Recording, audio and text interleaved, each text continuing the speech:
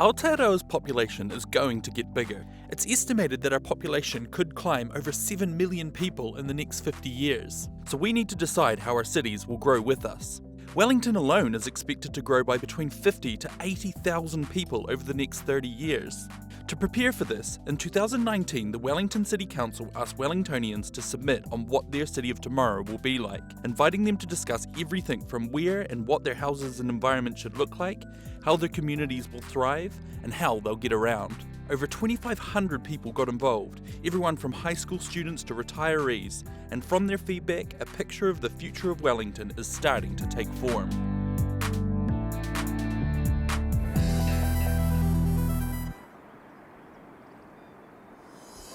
A large number of respondents thought it would be best to balance inner city growth with development in and around our existing suburban centres on the outer fringes of the city, such as Johnsonville, Tawa and Island Bay, creating townships that are developed enough for people to live, work and play in, but still close enough to enjoy the central city's culture and vibrance. The development of townhouses and taller apartment buildings in outer suburbs such as Johnsonville would create a more vibrant town centre, with more people increasing the need for diverse businesses, entertainment and social spaces.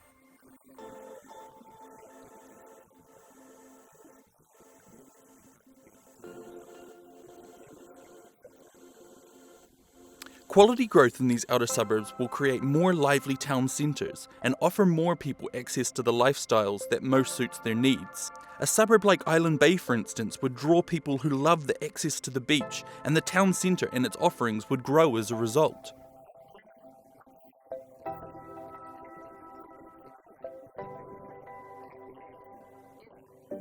With so much of the wider Wellington region working in the Wellington CBD, the development will need to go hand in hand with transport infrastructure. An investment in public transport options and ease of access to these options from new properties will be key to the success of our outer suburb development. Plus, it will help to reduce our carbon emissions.